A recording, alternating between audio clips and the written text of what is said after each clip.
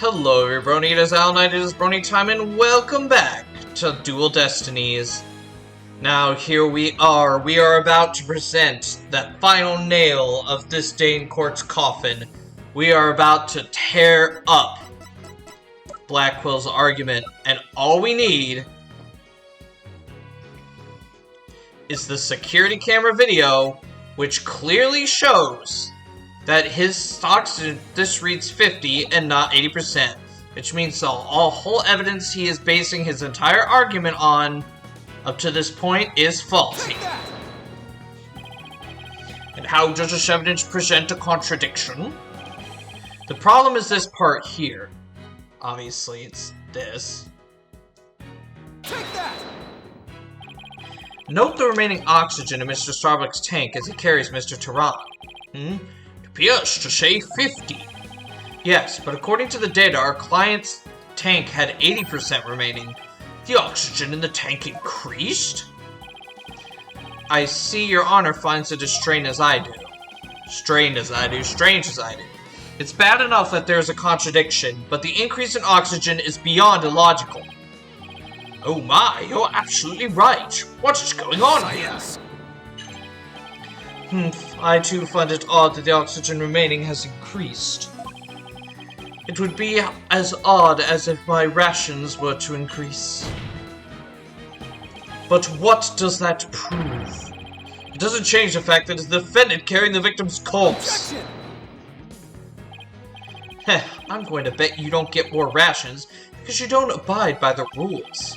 Either way, the oxygen remaining shouldn't increase, just as your rations don't increase. Therefore, this new information is critical. We can't overlook it. In that case, do you have an answer to this riddle of the mysteriously increasing oxygen? You better not disappoint, or I'll declare the inconsistency as mere equipment malfunction. Prosecutor Blackwell has a point. Suppose it could be a simple malfunction. Mr. Justice, if you cannot provide an adequate counter-argument to this point, I'm afraid I must bring this trial to an end. So, do you think you can explain why the remaining oxygen level increased? Of course I can. The thing to do at a time like this is turn my thinking around. Mr. Starbuck has no memory of it, but he claims to have carried clay.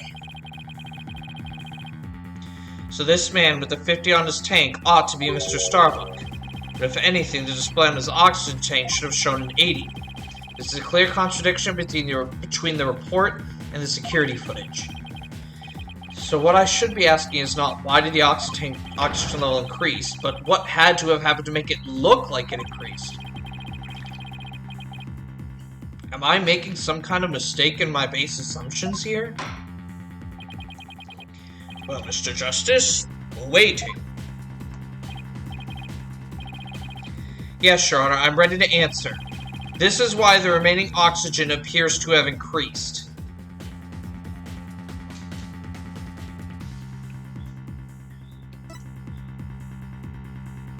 Oh, that was Tehran in the security footage, not Starbuck. What if it was the other way around?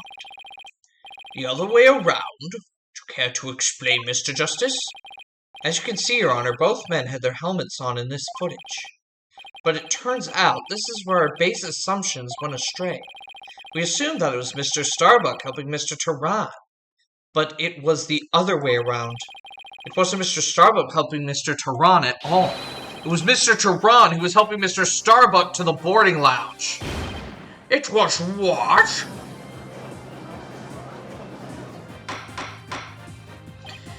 Order! Mr. Justice, you mean to tell me that the person on the right in this image is the victim, Clay Tehran? It's the only way the riddle of increasing oxygen level can be solved, Your Honor. At this point in time, the remaining oxygen in the victim's tank was at 50%. And when the victim was found in the boarding lounge, his tank was at 0%. That's right. There's nothing contradictory about the oxygen level decreasing. This means Mr. Tehran was alive as they made their escape to the lounge. How short your memory is. Have you forgotten what you yourself proposed? even if the victim was alive at this point in time. How did he descend the ladder with his arms full? Objection! Prosecutor Blackwell, you can't hurt me with a broken blade. Excuse me? It's true that we don't know how they got down the ladder.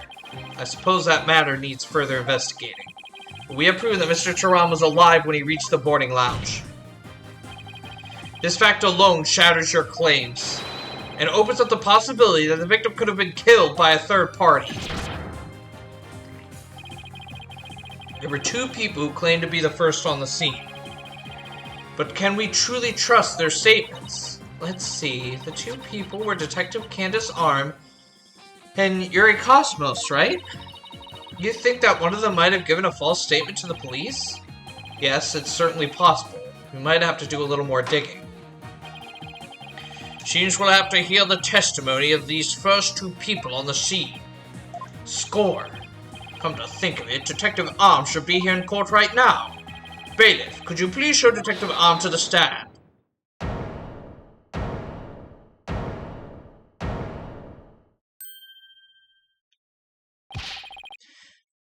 I have an announcement, everyone.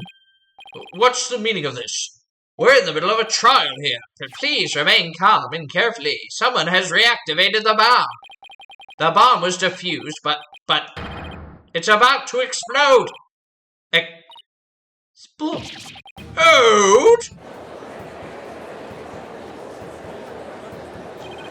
A bomb? Now? Ah! Everybody run! Ah! I don't want to die! Oh no! Everybody's panicking!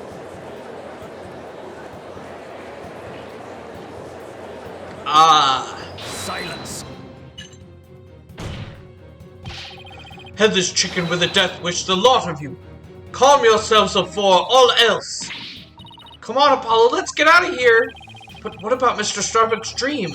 And who will carry out Clay's final wish? I don't care what happens to me. I'm not letting some bomb blow the truth up forever. I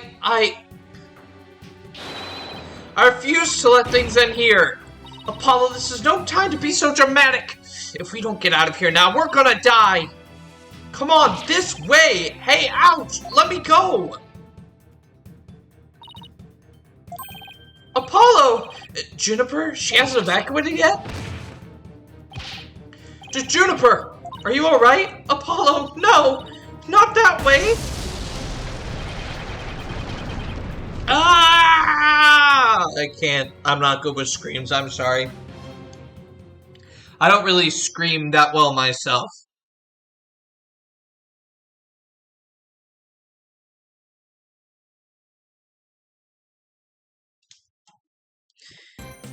Huh.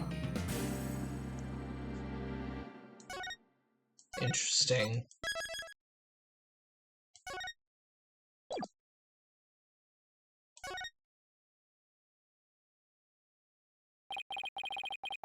In the middle of the Space Center bombing trial, we had another bombing incident.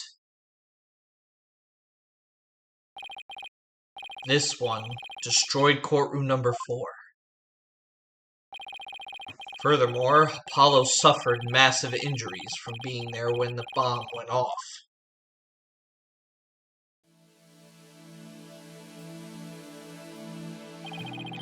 Unfortunately, Juniper Woods was fingered as the courtroom bomber.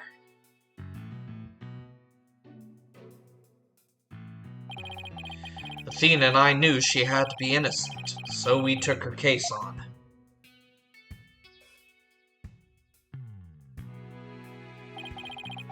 We managed to clear Miss Wood's name.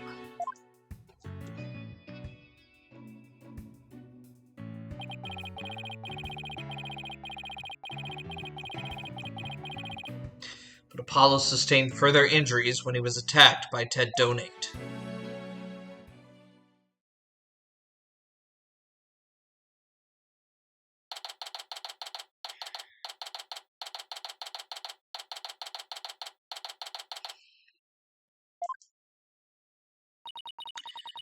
Apollo is a tough guy, but this is taking its toll on him. Yeah, poor guy. being attacked by Tonate like that on top of all his other injuries. Apollo was resting at the nearby Hickfield Clinic. Had some experience with that place myself. What an awful turn of events. Never thought he'd land in a hospital of all places.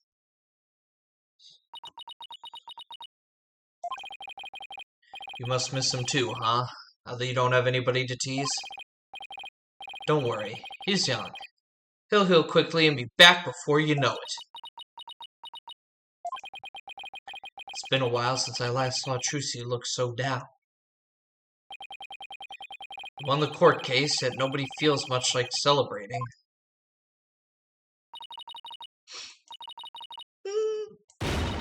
Alright, enough of this, people!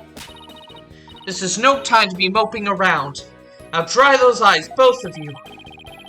You're the only one who's crying, Athena. Technicalities! Look, we have work to do. We have to take over.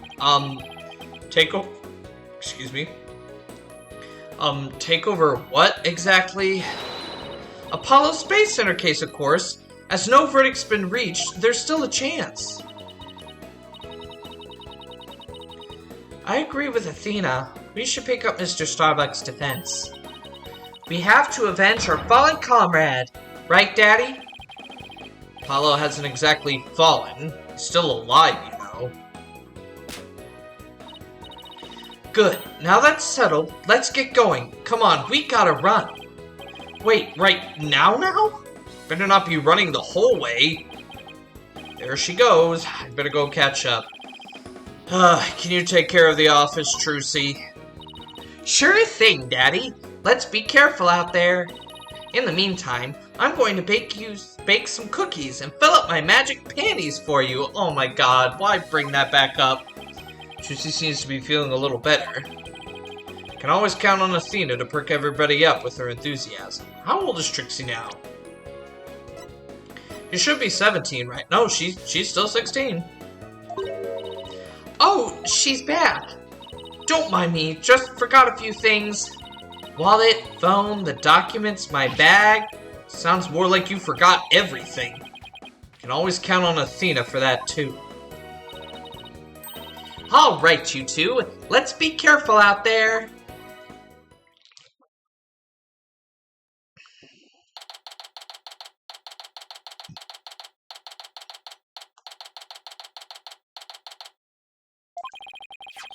So our client is one Solomon Starbuck.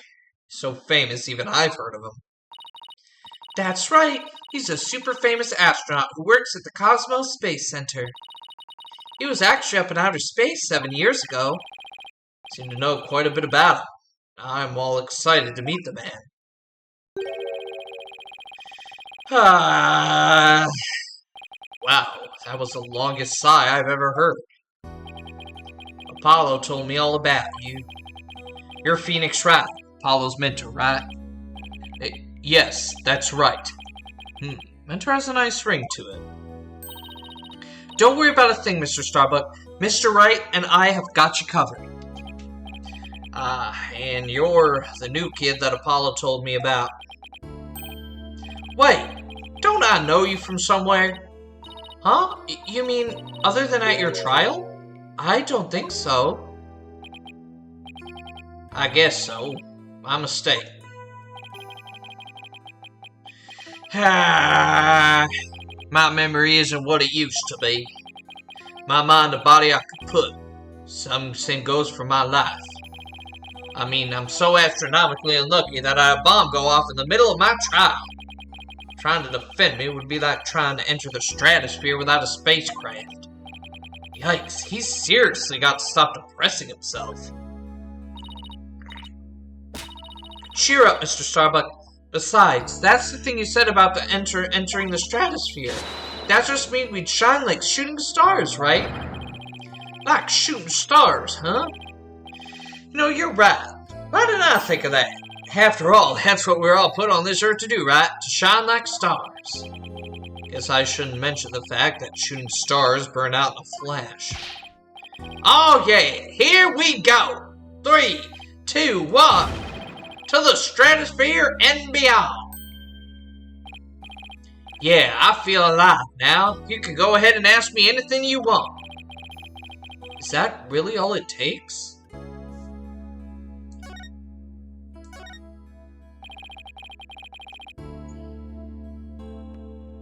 So, you have no memory at all of the incident. I'm so ashamed. My memory of the time is as black and clouded as a dark nebula. Still, it's strange you don't remember a thing. Are you sure you didn't take one of those anti-anxiety pills they said at the trial?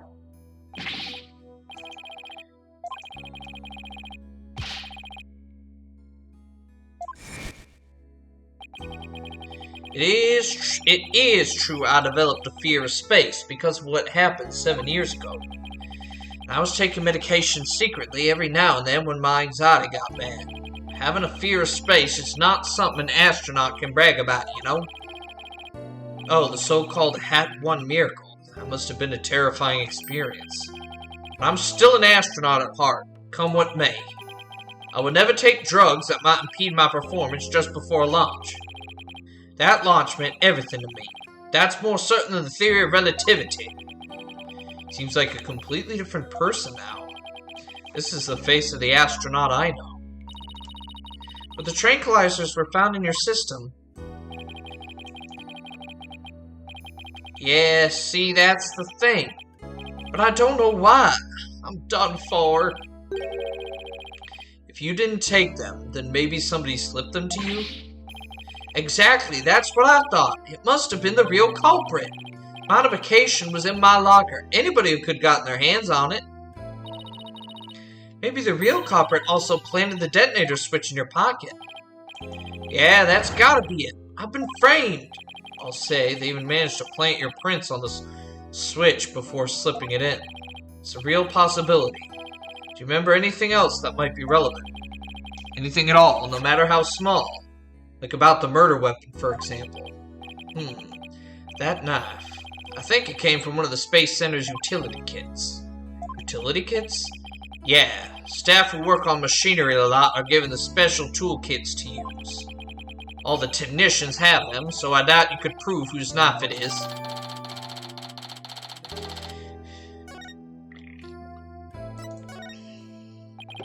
As I recall, your last trip into space was 7 years ago, right?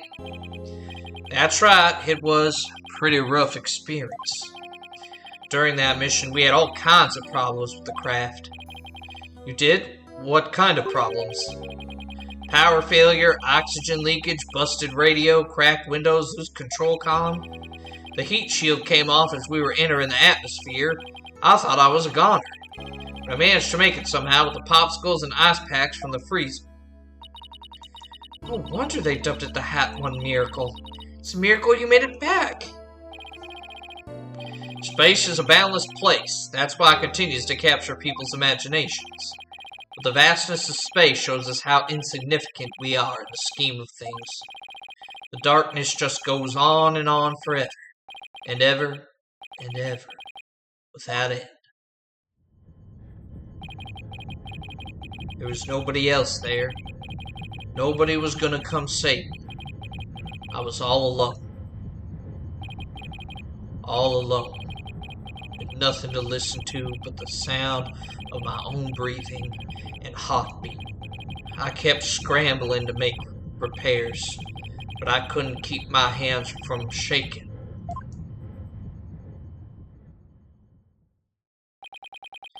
An experience like that would make anybody afraid to go up into space.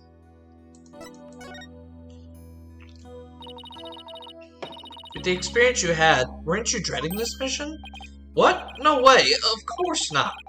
Even now I want to go up into space so bad I can barely stand it.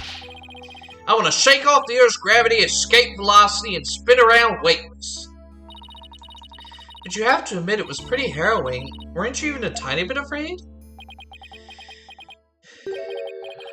I was afraid. Of course I was. Still am. The space is man's final frontier. An unknown world. Cosmic truth is out there waiting for us somewhere.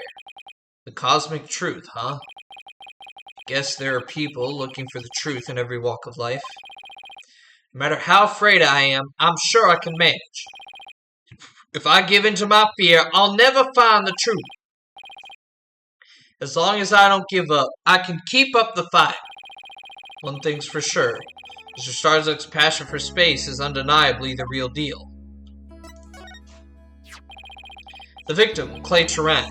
He was kind of like your protege, wasn't he? Well, it wasn't a big exaggerated deal like that. Master or apprentice or anything like that. But Clay did think of me as his mentor. The mentor and the protege. What a combination they must have been. With his encouragement, I knew I could get over my fear and go back into space. But now... Clay must have been very encouraging, huh? Yeah, it's funny, really. Whenever I'd hear him shout, "You're fine!" I always got the feeling everything really was gonna be just fine. You're fine. Apollo says I'm fine, and you're fine all the time, too. And I always feel encouraged, too, whenever I hear him shout. Yeah, Clay and Apollo were best buds. They used to come visit the Space Center a lot, ever since they were high school kids. One day, out of the blue, Clay even told me he wanted to be my protege. Those two hung around the Space Center so much, they were like part of the staff. One time during Zero-G training, I started to panic a little bit. The two of them took turns shouting, "You're fine!" over the radio. It was a simple thing. It was exactly what I needed to hear. So I'm fine and you're fine were like Apollo and Clay's secret phrases, huh? I wish I could ask Apollo more about Clay and their relationship now. Speaking of Clay, how do you suppose he climbed down the ladder with you over his shoulder? Sorry, but I can't even begin to imagine. But he actually did climb down that ladder, so a way has to exist. From the freedom of space to the walls of a cell. That prosecutor said the dark night sky isn't half bad through barred windows. You're fine, Solomon Salt Starbuck is fine. Everything is going to be alright. Huh? And Athena Sykes is fine. Come on, Mr. Wright. You too. Do I really have to? Phoenix Wright is fine. I can't hear you! Phoenix Wright is fine. We'll get you back into space yet, Mr. Starbuck. Believe in your own innocence and have faith in us. Apollo believed in you wholeheartedly, and that's good enough for me. I believe in you too. Thank you. Thank you, both of you. Put my faith in you. Now I vow to make it back into space. All I need first is a not guilty verdict. Sure feels nice to reassure ourselves every now and then that we're all fine. Okay, Mr. Wright. Let's get our investigation of the Space Center started. Pronto. Good idea. Let's go. To the boarding lounge. God, the locations in this game are so freaking good. I mean, the location designs have always been really good in the Ace Attorney series, but by God.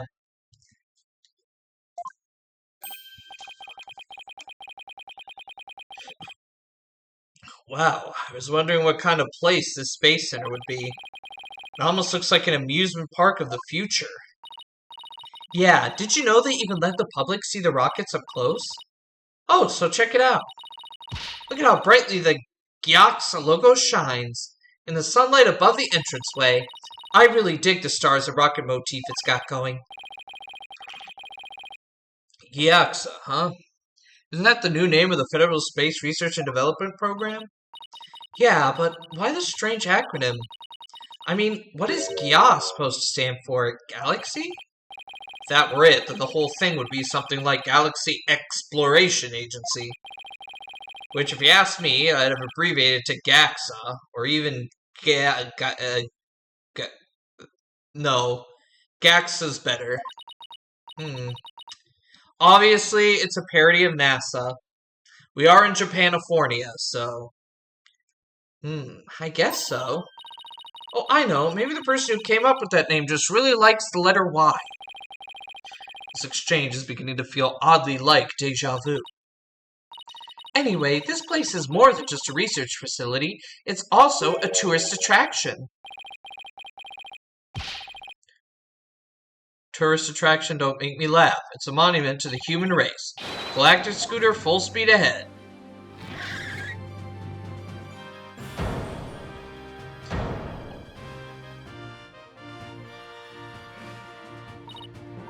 Yikes! Who's this geezer and what's he want? Look upon me and look well. Behold the great power of space science. Pardon me, but you are? My glorious name is Yuri Cosmos. I am the director of the Cosmos Space Center, the center of the cosmos. Boss, that was pretty groan-inducing. This person is the Space Center's director, then that means... Ah, so you were the first to discover Clay's body, weren't you?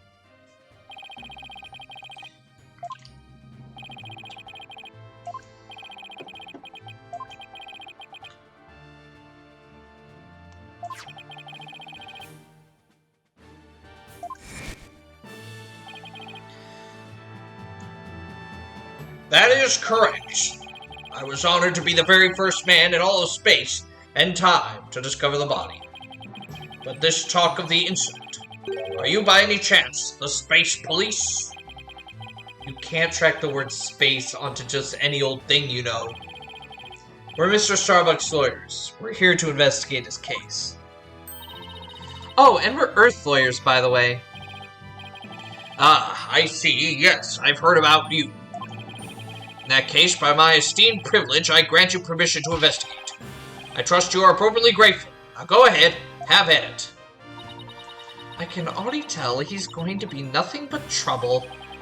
Don't let him hear you say that, or you'll see what trouble really is. Let's just be professional and ask him about what he found the what? Sorry, I can't. Professional, ask him about when he found the body. Okay.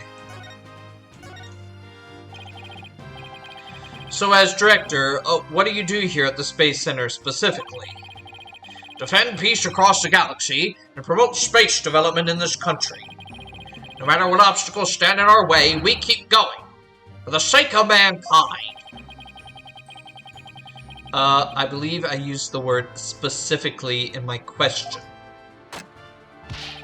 Attention all personnel! To your break stations. Prepare for break. Oh, I get it. You just wander around and tell people what to do in a self-important manner. That is exactly right, because I am an important man. My manner is important. Mr. Wright, this man doesn't get sarcasm. Well, there's bound to be some people like that, here in the boundlessness of space. What's that? You want to know what it is that makes me important specifically? Very well, I will tell you. I was the central figure of the Hat One project. You may proceed to be appropriately impressed. Now go ahead, have at it. I might be more impressed if I knew what he did for it specifically. Could you tell us what you know about the incidents from the other day? From the other day? I refuse. What? Explaining is a job for common folk, not the director of the Center of the Cosmos. Okay, so you're a dick. And I have a feeling you did it. My testimony, which will go down in space history, will be heard in the courtroom. What? So does that mean he'll be taking the stand tomorrow? That is correct. I will be the most glorious witness in the history of mankind. I'm not sure if he really understands what being a witness is all about. Looks like Director Cosmos is the type that only talks about what he wants to talk about. Let's at least try to ask him about the things he might be willing to open up about.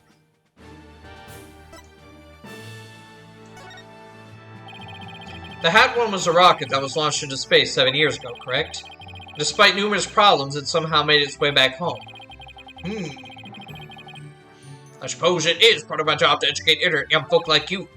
Very well, I will impart to you the complete story of the Hat One project. Oh, thank you very much. Hat One's noble mission was to collect samples from an asteroid. Mr. Starbuck was the pilot for that flight. Eventually, the Hat One reached its planned orbit, from where it launched the Hope probe towards the asteroid belt. From there, the Hope probe began its long, lonely journey into the far reaches of space. Then, after a terrifying struggle, the Hat One returned safely to Earth. That struggle was when the incident known as the Hat One miracle occurred. Oh, sorry. Let me go back and read that. That struggle when the incident was the incident known as the Hat One miracle occurred, right? Correct, and it truly was a miracle. Of course, they just had to turn the real into a movie. As for the Hope probe, it did eventually arrive safely at its destination. It obtained a few samples from the asteroid, and I returned to Earth but a few days ago. So what kind of samples are they? What's in them? The samples are scheduled for analysis in the near future. We haven't had time since they just came back the day before Turan's murder. Regrettably, we've had no time to inspect the samples due to everything that has occurred. But this puts our space development program ahead of other countries by several years. That's quite impressive. Guess this guy is just a loudmouth braggart after all. The Golden Age of space development. Our predecessors were successful in bringing a moon rock back. That is the greatest achievement in the history of history of this space center. The public fell in love with space and all of its glorious potential. Moon rock, huh? I remember that being big. Our endeavors with the moon rock live on in our work with those asteroid samples. I want to bestow new hopes and dreams for the future upon mankind once again. Excuse me, that is my mission, as the man who stands at the center of the cosmos. I hear there's lots of research into the moon rocks and stardust from asteroids these days. They say the results could potentially have a huge impact on all of civilization. It's like we're in a new space race with every other country out there. What? Bite your tongue. It's not for anything so base as money or politics. It's all for the brilliant future that awaits mankind, and all for my illustrious mission. In fact, I'm willing to murder to accomplish that dream. Ah, dang it, got me. With the recent budget cuts, my staff tells me finances are tight, but I won't hear it. Guess even the space program has to watch its budget. By the way, you seem awfully knowledgeable about this kind of thing, Athena. Huh? Oh, well, you know, I thought I'd better brush up. For the case. Is that so? Okay, how in the hell are you tied to this space station? Well, I'll be on my way. As you can see, I'm a very busy and very important man. Galactic Scooter, fire up the main engine. Max battle speed and engage. That thing is surprisingly fast. Guess we'd better get going too. You bet. Let's make it so. Alrighty. We did go a little overtime, but, you know, it wasn't far enough for me to be regrettable. But here we are. We have taken over the case for Apollo after his injuries, and we really need to come through for him and help find out the truth about what happened to his friend. The old dude definitely did it. I'm sure. But once again, we'll see. And until then, thank you all for watching. Please leave a like, comment, and subscribe to Voting Time for more content, especially more of Dual Destinies. Also, please make sure to share the video far and wide so we can get more eyes on this series as possible. I will see you all next time.